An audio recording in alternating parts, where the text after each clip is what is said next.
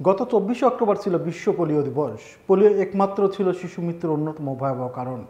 কিন্তু গর্বের বিষয় হলো দীর্ঘ প্রচেষ্টা আর নিবেদিত স্বাস্থ্যকর্মীদের অবদানে বাংলাদেশ আজ পোলিও মুক্ত। তবে যারা এই সাফল্যের মূল যোদ্ধা, সেই স্বাস্থ্যকর্মীরা আজ বঞ্চিত ন্যায্য প্রাপ্তি থেকে।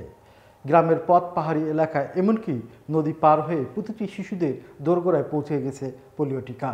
দিনের পর দিন দেশকে পোলিওমুক্ত করার লড়াইয়ে রোদ বৃষ্টি উপেক্ষা করে কাজ করছেন হাজারো স্বাস্থ্যকর্মী।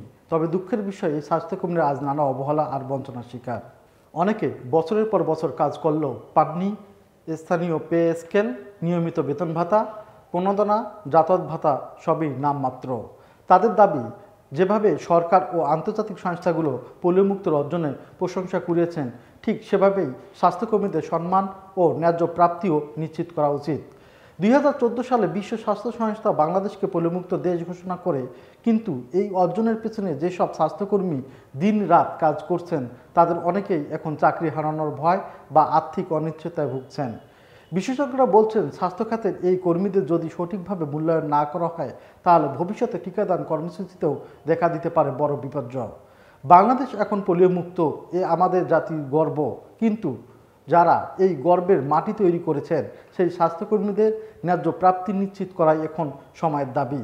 কারণ তাদের হাতে আছে ভবিষ্যৎ প্রতিটি শিশুর নিরাপদ জীবন।